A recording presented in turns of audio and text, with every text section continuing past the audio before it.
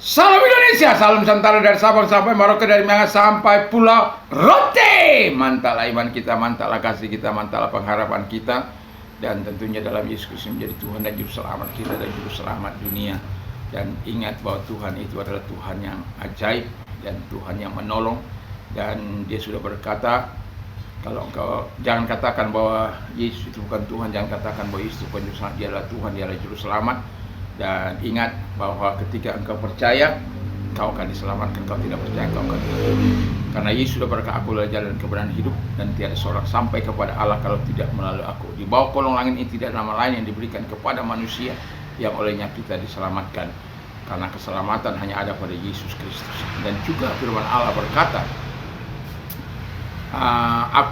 karena begitu besar kasih Allah akan dunia ini sehingga Ia mengaruniakan anaknya yang tunggal supaya setiap orang percaya kepada tidak binasa melainkan beroleh hidup yang kekal. Kiranya Tuhan menolong kita untuk terus melakukan yang terbaik di dalam hidup ini. Puji nama Tuhan. Dan dengan hati percaya engkau dibenarkan, dengan mulut mengaku engkau diselamatkan. Puji nama Tuhan. Kita berdoa, semoga kekuatan Tuhan membuat kita memilih yang terbaik dalam hidup ini. Mari kita berdoa. Terima kasih, biarlah kuasa doa yang dapat mengubah situasi kami betul-betul kami alami dalam hidup ini. Dalam nama Yesus, haleluya. Amin. Saya akan membawa kita dalam pembacaan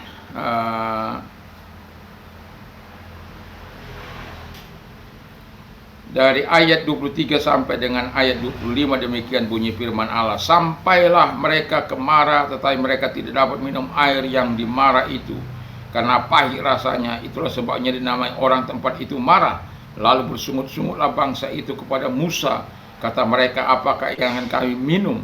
Musa berseru-seru kepada Tuhan, dan Tuhan menunjukkan kepadanya sepotong kayu. Musa melemparkan kayu itu ke dalam air, lalu air itu menjadi manis. Di sana diberikan Tuhan ketetapan dan peraturan kepada mereka. Di sanalah Tuhan mencoba mereka. Haleluya.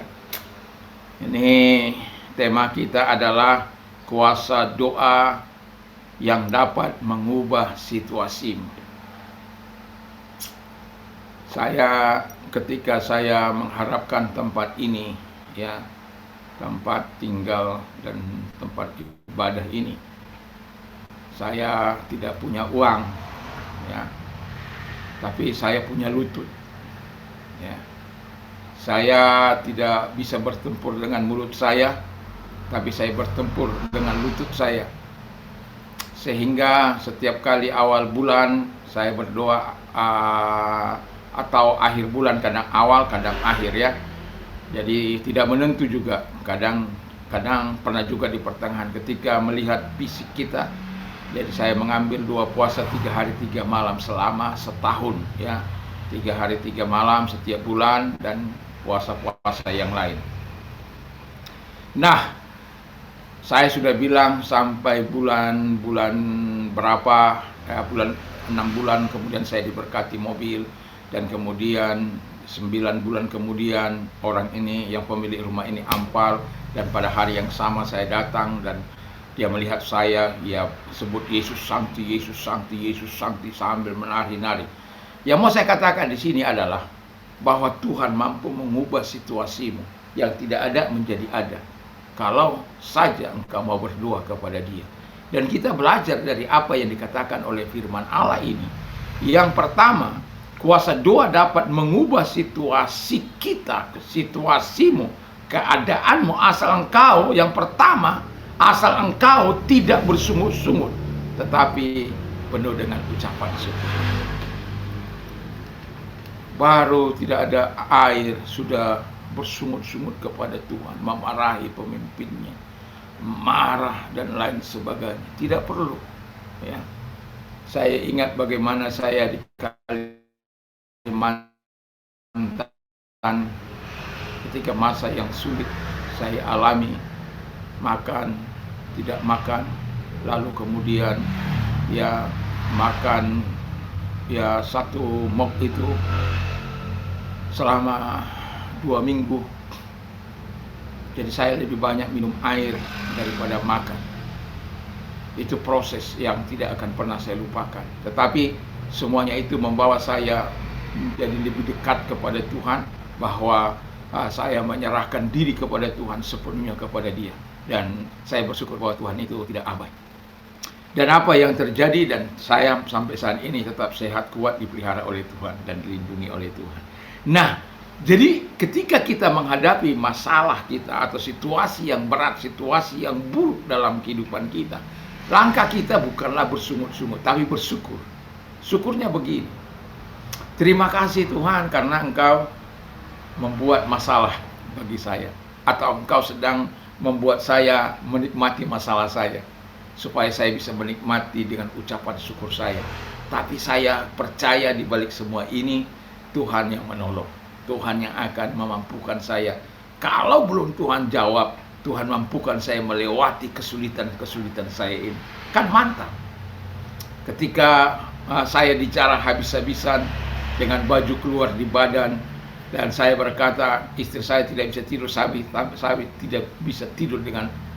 Saya mengatakan kepada Tuhan, kepada istri saya ketika mau bangun pagi, dia masih nangis sepanjang malam.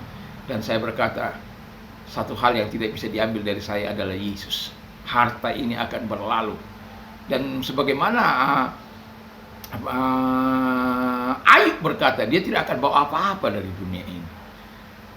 Jadi kita orang kaya pun gak akan bawa sebanyak apapun, triliunankah uang kita, nggak akan kita bawa itu. Memang generasi kita mungkin akan terpelihara, tetapi yang mau saya katakan, paling semangkok, 2 mangkok, 3 mangkok paling banyak, yang paling nikmat dari semua makanan. Setelah itu,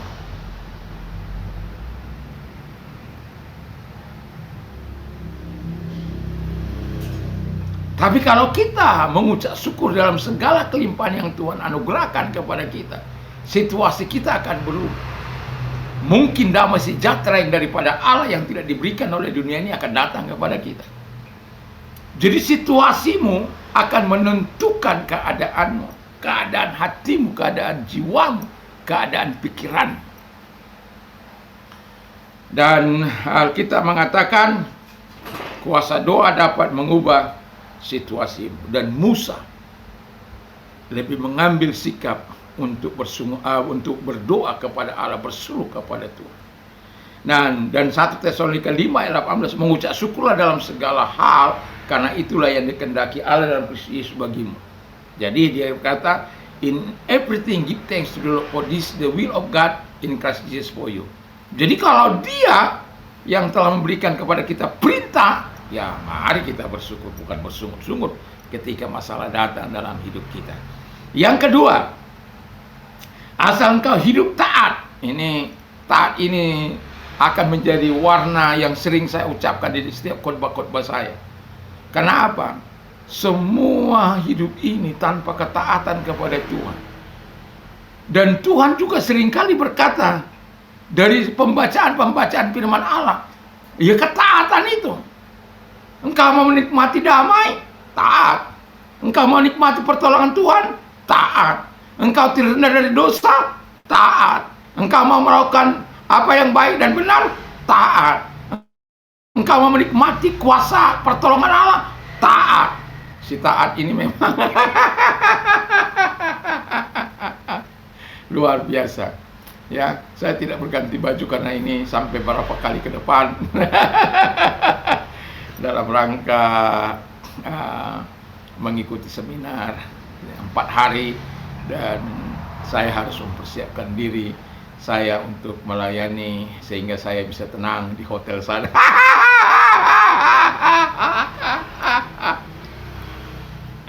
Ya, dan itulah Tuhan kita. Ya, Tuhan mampu mengubah situasi kita asal kita tidak bersungut-sungut, asal kita mau berdoa, asal kita hidup taat, melaksanakan firman Allah, menyenangkan hati Tuhan, menuruti firman Allah, melakukan hidup dalam kasih. Wow, luar biasa Tuhan itu. Yang ketiga, asal engkau mau berdoa. Ini kadang-kala orang sudah mengalami masalah, bukannya datang berdoa malah marah-marah di mana. Ya, Bukannya datang merendahkan hati di hadapan Allah, malah menyombongkan hati dengan kekuatannya, dengan dia pikir dia bisa menyelesaikan masalahnya dengan kemampuannya, dengan kekuatannya. Tapi setelah gagal nangis-nangis, ya. Saya mau katakan, mari, kalau engkau mau melihat kuasa doa dapat mengubah situasimu, keadaanmu, berdoalah. Saya sering katakan begini, saya memang tidak punya apa-apa. Jemaat yang saya layani juga tidak seberapa. Tetapi ketika saya minta rumah, dikasih rumah. Ketika saya minta mobil, dikasih mobil. Bukan berarti saya tidak pernah mengalami masa-masa sulit. Mengalami. Bagaimanapun kadang-kala sampai saya bilang, Tuhan, kenapa kau tutup pintu keranmu dari saya? Ada apa? Masalah apa dengan saya, dengan engkau? Ya, saya kadang-kala diingatkan pada seperti akan. Saya bilang kepada anak-anak, semua harus jujur, semua harus hidup benar. Karena masalah akan itu menimpa bangsa Israel.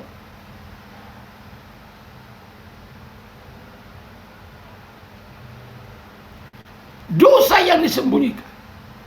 Saya bilang, Tuhan, buka keranmu ketika masa-masa sulit.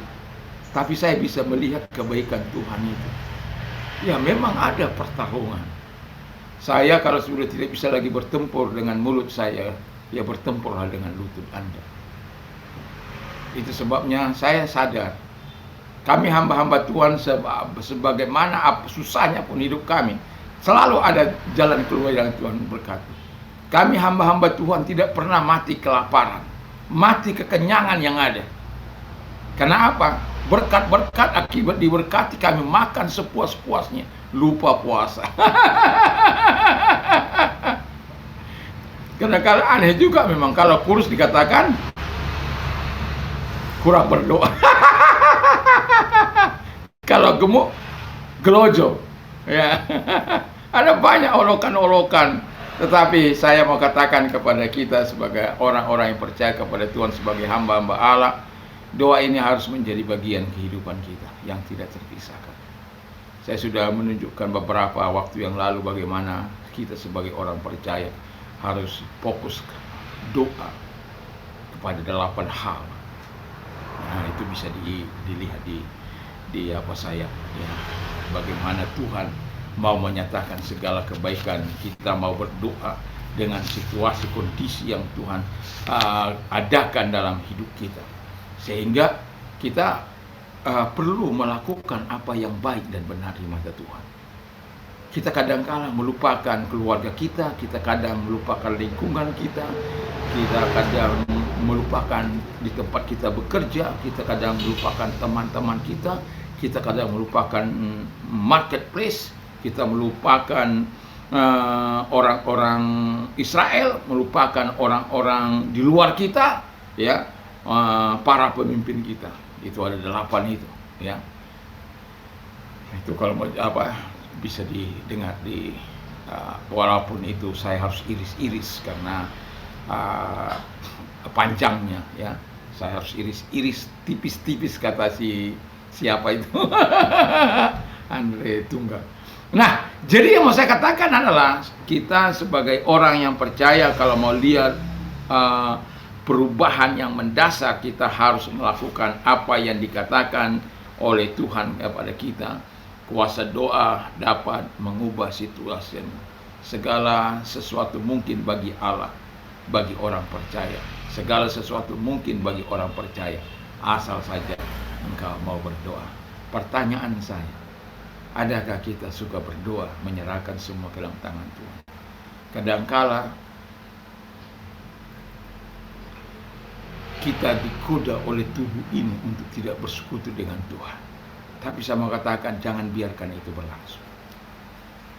Karena setan tahu kalau engkau berdoa, kerajaannya akan hancur.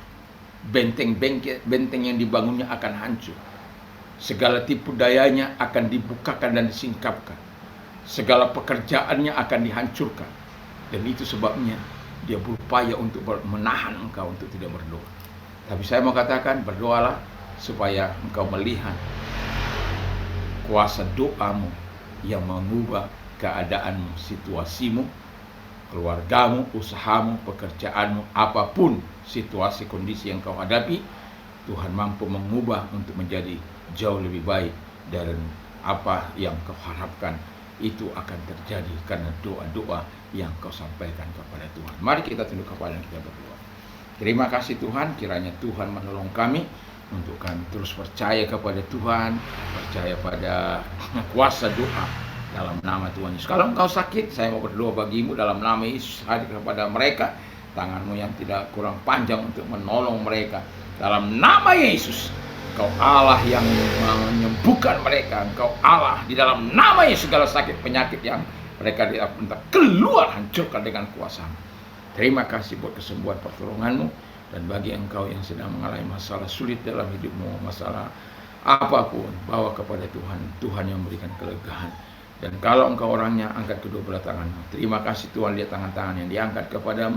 Kami percaya pada pemeliharaanmu dan perlindunganmu, penjagaanmu, pertolonganmu yang kau sediakan bagi kami. Terima kasih, dalam nama Yesus kami bersyukur dan berdoa. Haleluya. Amin. Kiranya Tuhan memberkati kita dan kita dapat melaksanakan aktivitas kita di pagi ini. Dan tentunya bersama dengan Tuhan Yesus. Mantap, mantap, mantap.